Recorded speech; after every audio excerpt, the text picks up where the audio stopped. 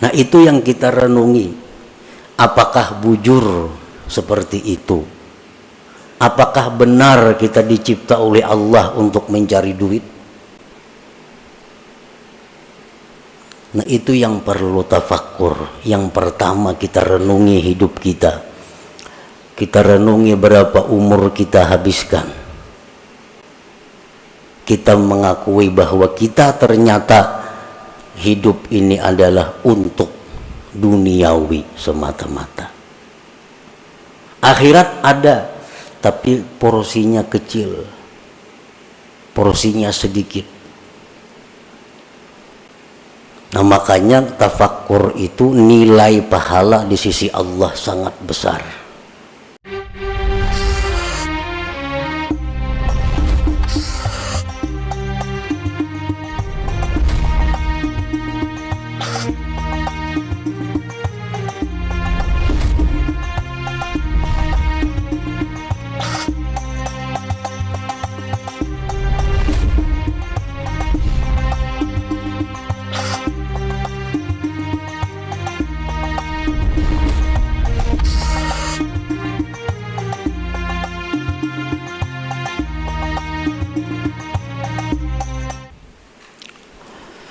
Bismillahirrahmanirrahim. Alhamdulillahi musabbibil asbab,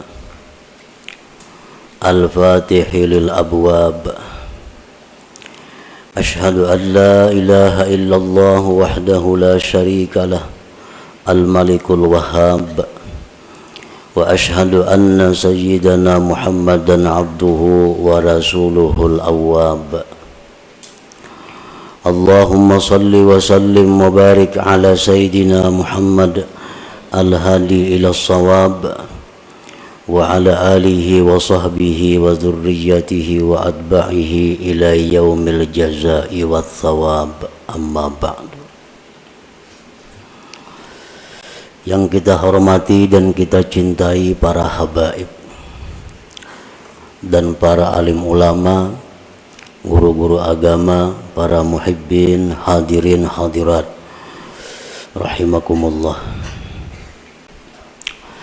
Puji dan syukur selalu kita haturkan kehadirat Allah subhanahu wa ta'ala, yang mana dengan izin, taufik dan hidayah dan inayah daripadanya jualah kita pada saat ini dapat berkumpul di majlis yang penuh berkah ini. Salawat dan salam kita haturkan kepada junjungan kita Nabi besar Muhammad sallallahu alaihi wasallam dan kepada seluruh keluarga, para sahabat, zuriat dan pengikut beliau sampai hari pembalasan nanti. Para muhibbin rahimakumullah. Al-hikmatu tsaniyata ashar min al-hikamil ataiyah. Qala al-imam Ahmad bin Athaillah as-Sakandari rahimahullah wa nafa'ana bi ulumih. Ma nafa'al qalba syai'un mithlu uzlatin yadkhulu biha midana fikrah. Hikmah yang ke-12 daripada Al-Hikamil Athaiyah. Berkata Imam Ahmad bin Athaillah As-Sakandari rahimahullah, tidaklah memberi manfaat akan hati oleh sesuatu seperti uzlah yang masuk dia dengan uzlah itu akan midan lapangan pikir.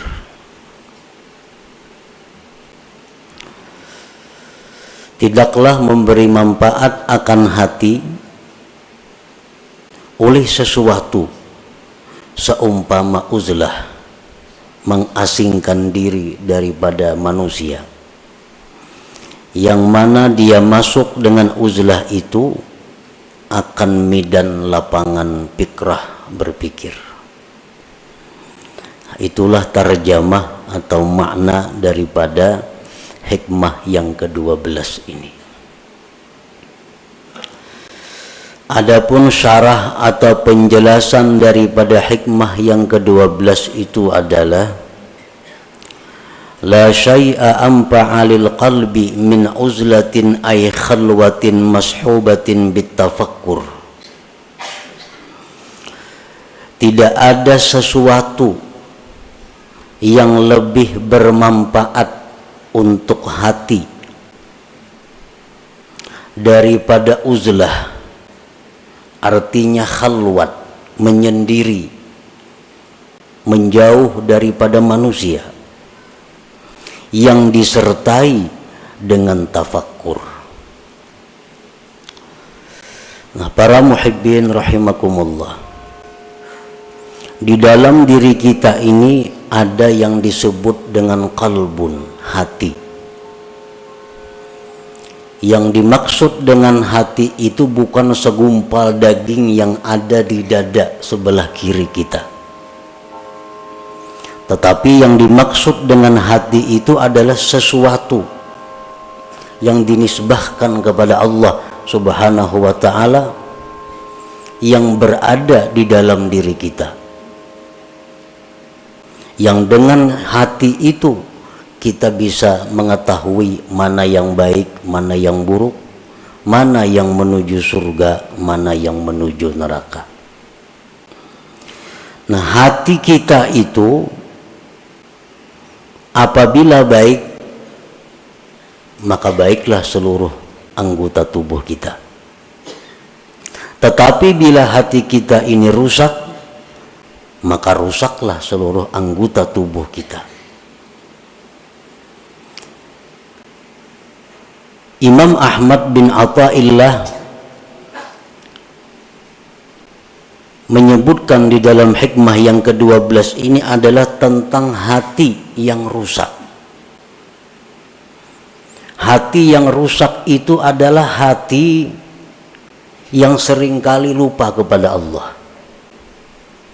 Hati yang hanya memikirkan kepentingan-kepentingan sesaat, namun melupakan akibat. Nah, ini hati yang rusak. Dan hati yang rusak inilah yang ada pada diri kebanyakan kita. Hati yang demikian yang rusak itu kalau ingin selamat maka mesti diobati, agar bisa hati kita ini selalu ingat kepada Allah, selalu ingat kepada Rasulullah sallallahu alaihi wasallam, dan selalu memikirkan tentang yaumil akhirah, hari akhirat.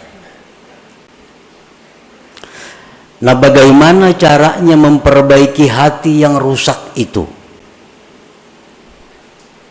Beliau mengatakan bahwa yang paling bermanfaat,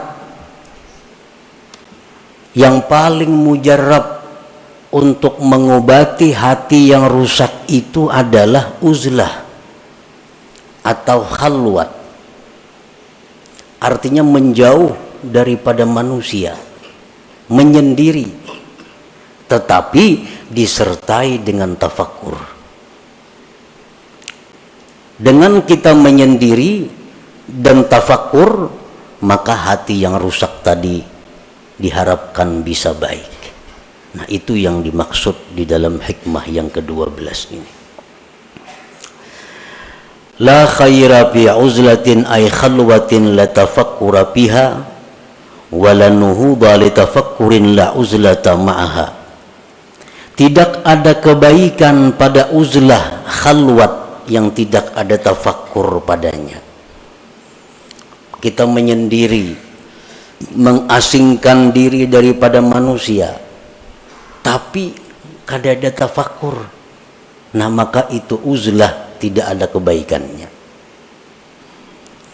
Sedangkan tafakkur tapi tidak uzlah, tafakkur di waktu kita berada di tengah-tengah umat, tafakkur di waktu kita berada di tengah-tengah masyarakat, maka tafakkur itu tidak akan menimbulkan kemajuan. Tafakkur itu tidak akan murni, tafakkur itu tidak akan bersih, sehingga tidak sesuai dengan manfaat yang diharapkan dengan tafakkur itu. Nah, oleh karena itu pengarang tadi menyebutkan bahwa uzlah yang disertai dengan tafakkur itulah yang paling bermanfaat untuk memperbaiki hati yang rusak itu. Nah, para muhibbin rahimakumullah, qala Rasulullah sallallahu alaihi wasallam, tafakkuru sa'atin khairun min ibadati sab'ina sanah. Tafakkur sesaat, satu mat,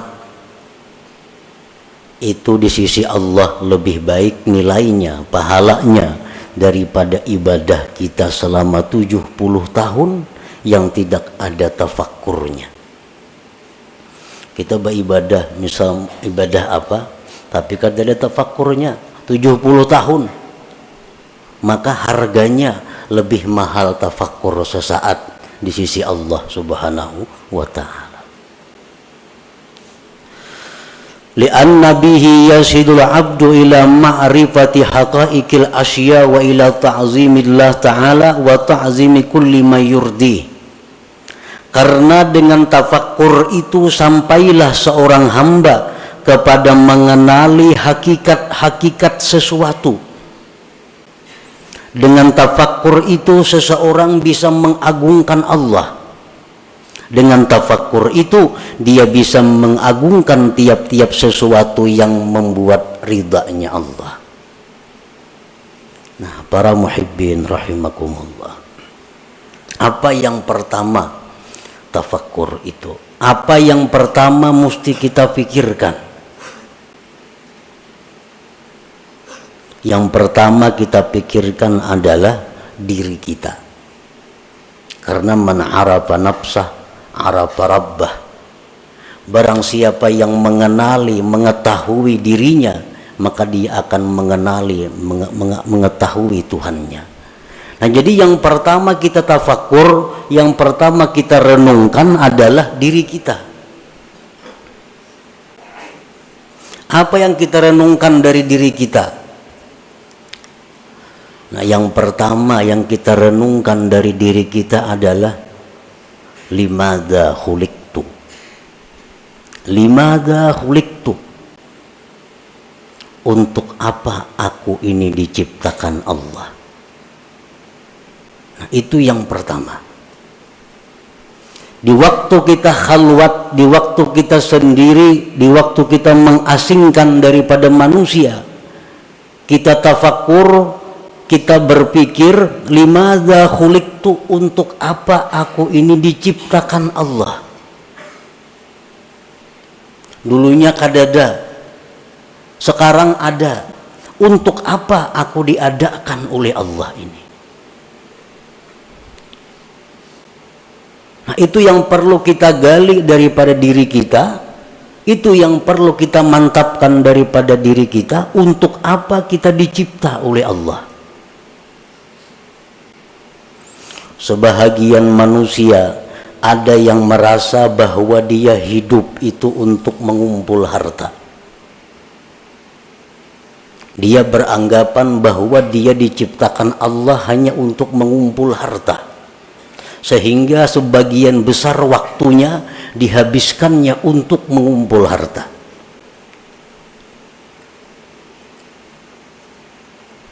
Walaupun itu dia mengakui atau dia mengingkari, tapi kenyataan fakta membuktikan bahwa sebagian besar waktu dia habiskan untuk mengumpul kekayaan. Itu secara kada langsung bahwa dia mengakui bahwa aku dicipta untuk mengumpul harta.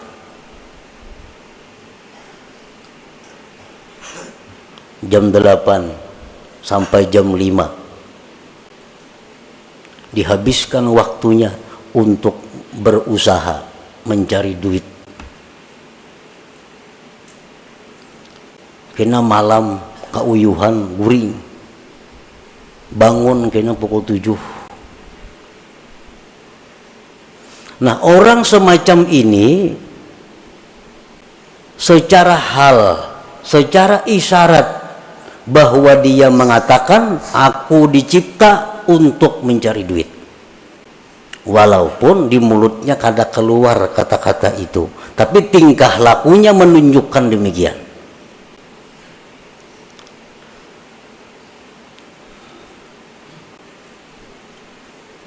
Nah, itu yang kita renungi. Apakah bujur seperti itu?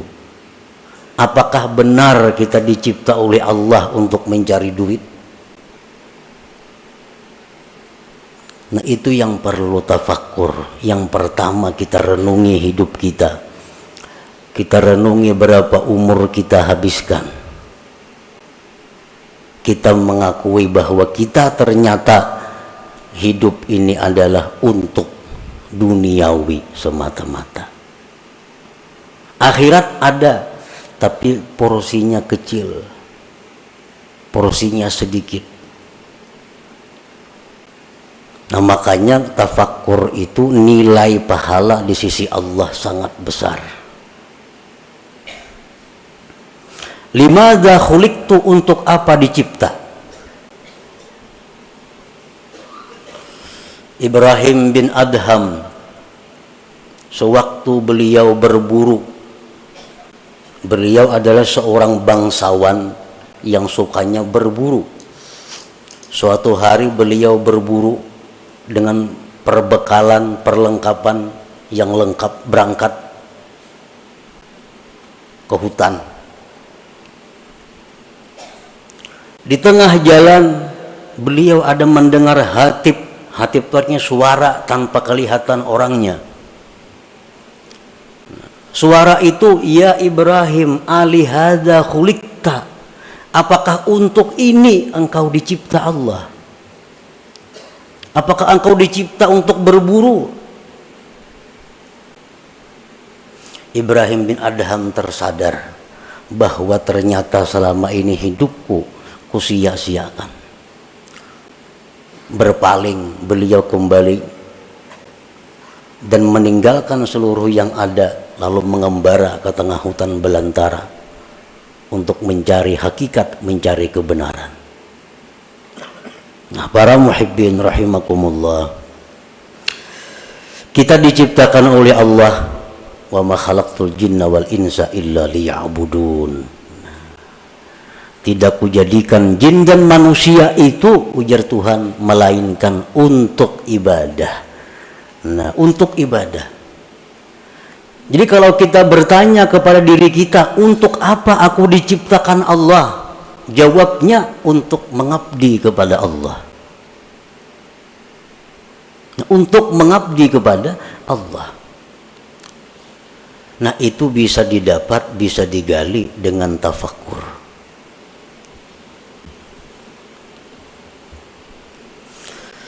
Nah, berhubung ibadah ini ada yang memerlukan sarana-sarana, ibadah ini ada memerlukan dana-dana, lalu dicarilah usaha, dicarilah duit, dicarilah makanan, dicarilah pakaian, dicarilah tempat tinggal. Supaya apa semuanya itu? Supaya bisa nyaman dan terus-menerus beribadah kepada Allah. Nah, jadi orang mencari duit itu sebujurnya adalah untuk supaya beribadah. Jangan dipaling karena mencari duit lupa ibadah. Bila tak paling ya itu.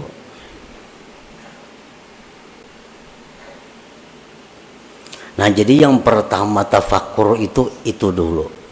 Kita mengenali diri kita, tugas kita apa? Ternyata tugas kita hanya satu, adalah mengabdi kepada Allah. Tidak ada yang lain. Allah kadang memberi tugas kepada kita untuk mencari duit. Allah kadang memberi tugas kepada kita untuk berusaha itu ini kadang. Tapi yang ditugaskan Allah kepada kita hanya adalah ibadah kepada Allah. Dan Allah menjamin dalam banyak ayat di Al-Quran bahwa Allah akan memberikan rezeki, memberikan kecukupan kepada mereka-mereka yang ingin beribadah kepada Allah.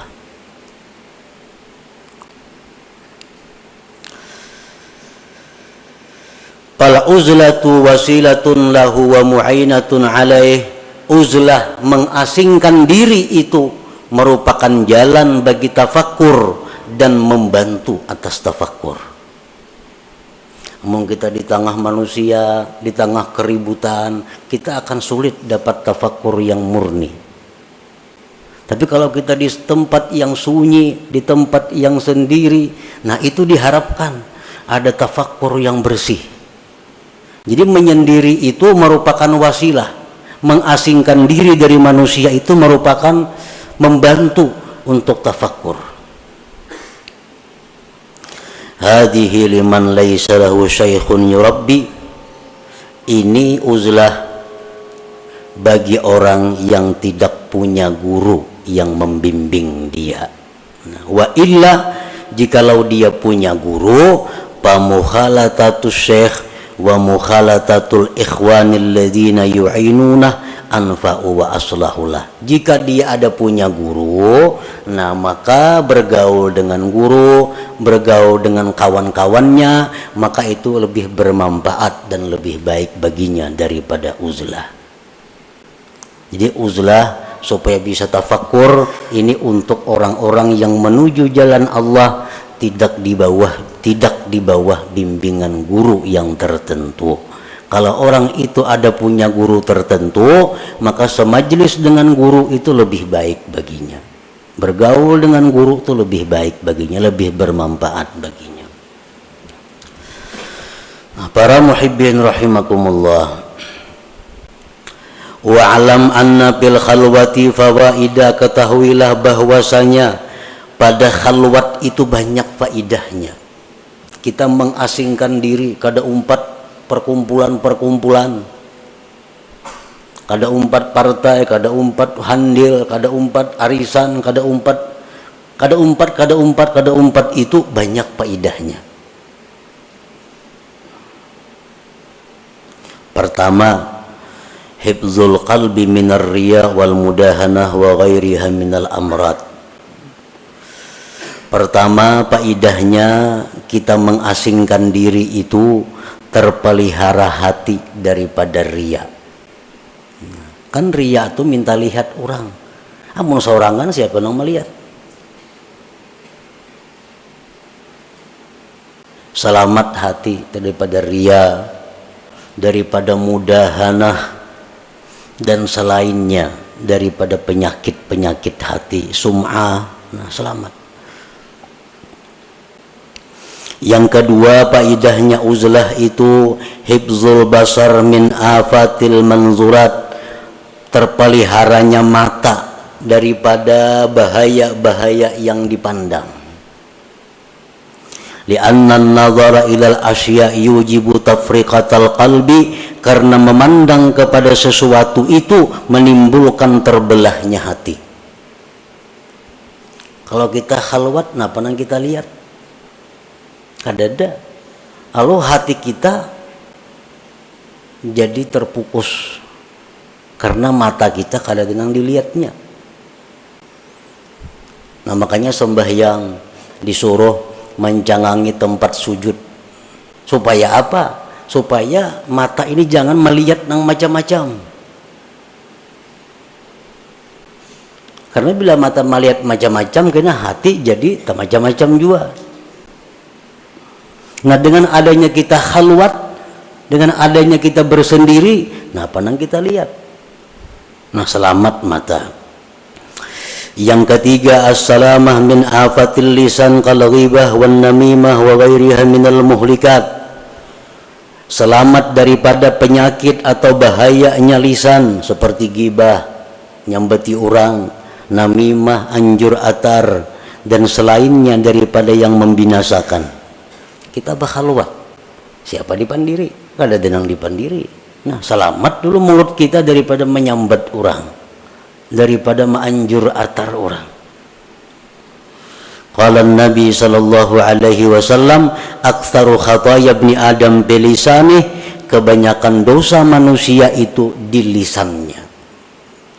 Dengan uzlah atau khalwat, lisan kita selamat.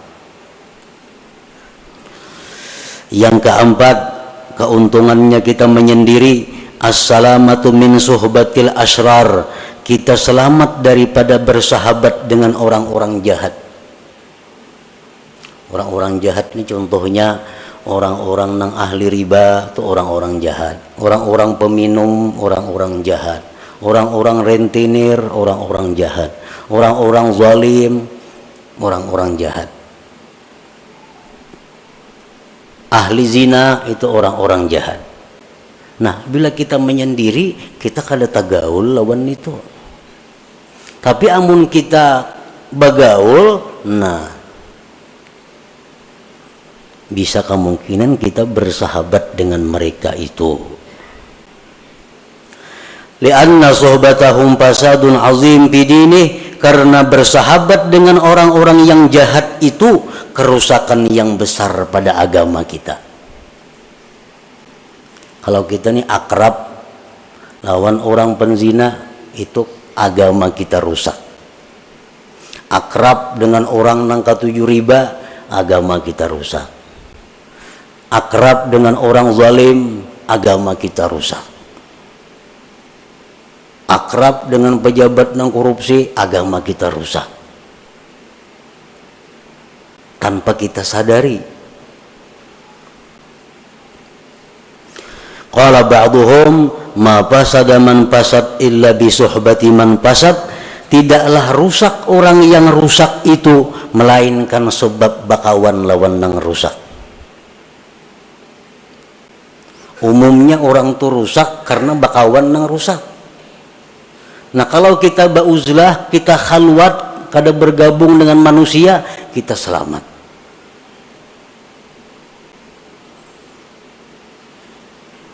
Orang-orang yang dimasukkan dalam asrar, kelompok orang-orang jahat, itu pandangan matanya itu bisa menularkan kejahatan kepada kita. Terutama kita nang kada kuat keimanannya. Orang nih, orang jahat, jangan lawan kita berjauh aja lagi. Pandangannya itu bisa mendatangkan laknat Allah kepada kita. Apalagi kekanakan halus-halus tuh. Jangan nak dijapa-japa ya orang nangka itu. Karena keringat mereka itu adalah keringat yang dilaknat oleh Allah. Jadi bahaya bersahabat akrab dengan orang-orang yang masuk dalam gulungan asrar, yang sudah dianggap orang-orang jahat itu. Pandangan matanya bisa merusak agama kita, apalagi sentuhannya maginnya lagi, apalagi memakai bekas pakaiannya maginnya lagi, minjam kendaraannya bahaya lagi. Jadi semua kejahatan, maka sesuatu yang terkait dengannya adalah membahayakan agama kita. Nah, sebaliknya sama dengan orang-orang saleh, orang-orang yang dicintai Allah. Pandangan mereka itu mendatangkan rahmat. Keringat mereka, keringat mendatangkan rahmat. Semua apa yang bekas mereka adalah rahmat. Makanya orang nang mati, jadi dalam kitab fikih, orang tuh mati disunatkan membawa sesuatu bekas orang saleh. Itu kan di kitab fikih ada tuh. Orang mati disunatkan membawa sesuatu bekas orang saleh. Bekas kainnya kah, bekas apanya kah. Misal kita mati minta kupiah, kupiah bekas orang saleh. Nah, itu memberi manfaat. Kalau orang mati aja memberi manfaat, apalagi orang hidup. Bekas orang saleh. Nah, demikian sebaliknya orang-orang jahat pun demikian. Akan menimbulkan dampak kepada mereka-mereka yang belum kuat hatinya, belum kuat keimanannya. Nah, dengan kita khalwat, kita terhindar daripada bersahabat dengan mereka itu. Yang kelima, keuntungannya khalwat adalah at-tafarrug lil ibadah wa tamakkunul mudawamah 'alaiha. Dengan adanya kita khalwat, kita bisa lapang beribadah dan kawa terus-menerus beribadah.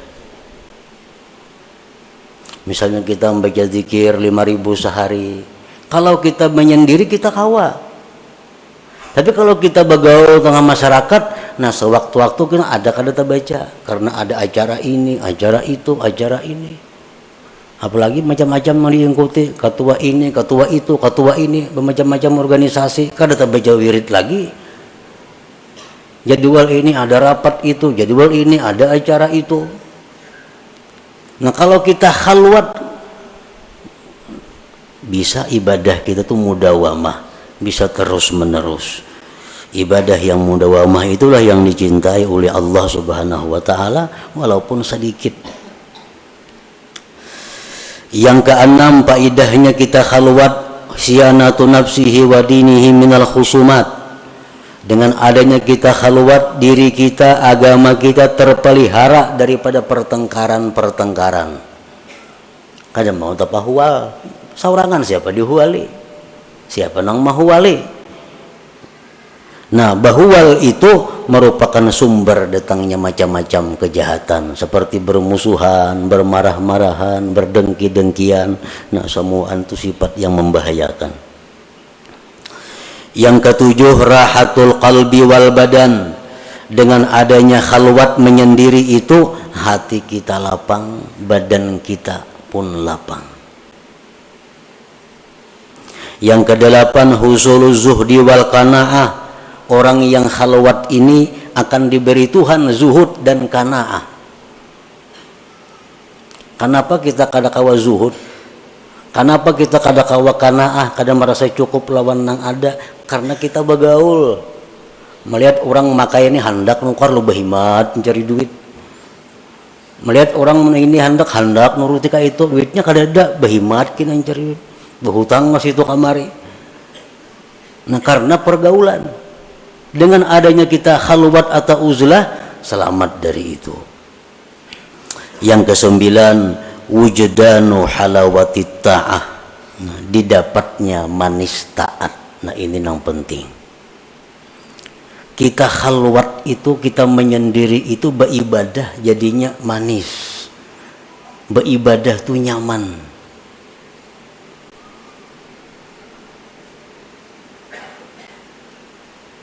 Qala Abu Talib al-Makki rahimahullah, la yakunul murid shadikan hatta yajida bil khalwah minal halawah wan nasyat wal quwwah ma la yajidu bil alaniyah. Tidaklah seseorang murid itu benar sehingga dia mendapati di dalam khalwat itu manis dan rajin kuat ibadah, sesuatu yang tidak ia temukan di tengah orang banyak. Ini menandakan kita nih bujur. Bila beribadah itu tak kuat saurangan, tak nyaman saurangan, tak manis saurangan pada di tengah orang banyak, itu menunjukkan kita bujur. Tetapi bila mana kita saurangan menguliat, kulir di tengah orang banyak rajin, menunjukkan kita munafik ngarannya. Di tengah orang banyak, perajinnya beribadah. Bila saurangan, sajus saja kada sanggup membaca Quran. Di tengah orang banyak 2 juz sanggup. Dalam kamar saurangan kada kawa. Nah ini menunjukkan ada sifat munafik di dalam hati.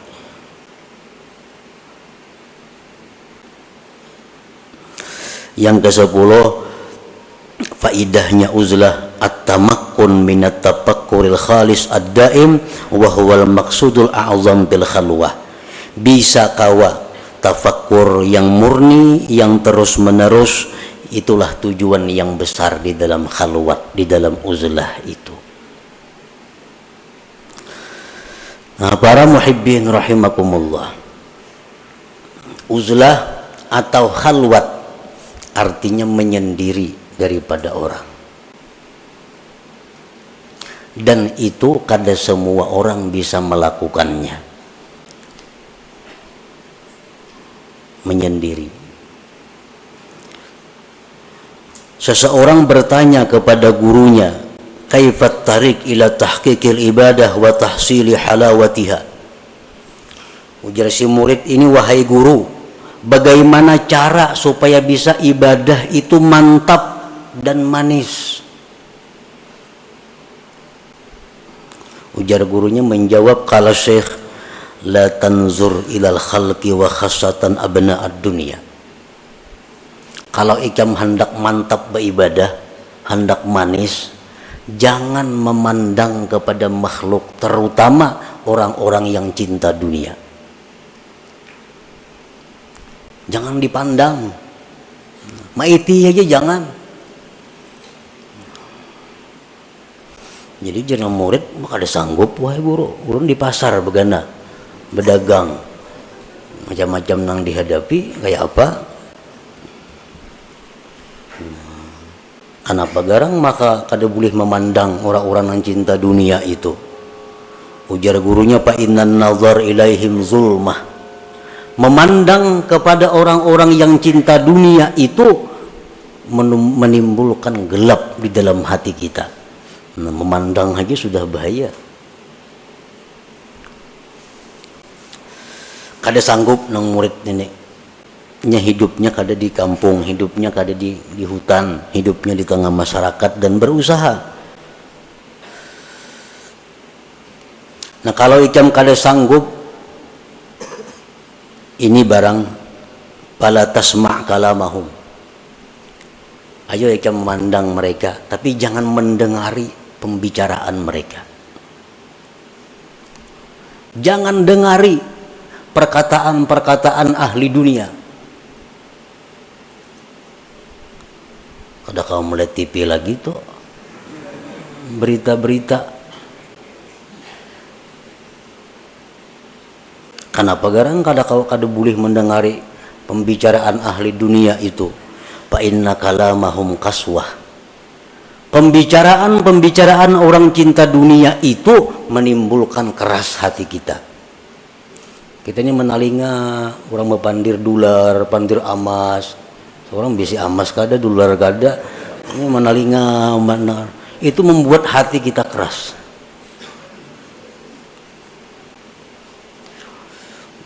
Bagi si murid tadi kada kawa juga, kada mendengari guru wana. Bertemuan hari-hari. Lalu ujar gurunya, amun ikam kada kawa jua, kada mendengar mereka itu, fala tu'amilhum. Jangan kerjasama dengan mereka. Jangan bekerja sama. Inya besaruan, jangan ditulaki.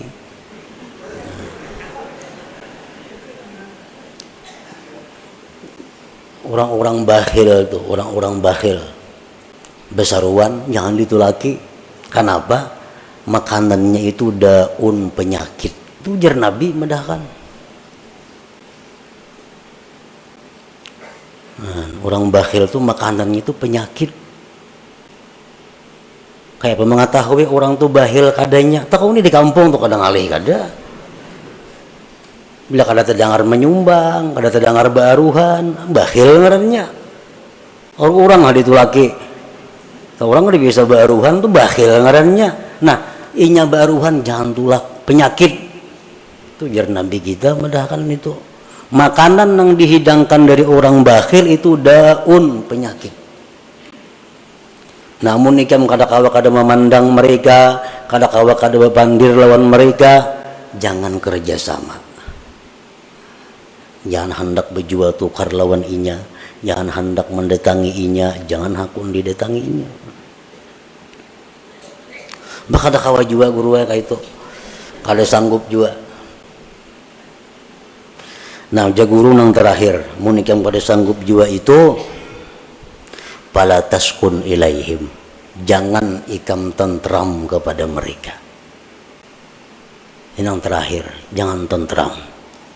Kadang-kadang hati kita nih, bila parak orang sugih asa nyaman. Nah, itu iya ngaran tentram melawan mereka. Bila parak orang miskin bepaluhan sakada nyaman.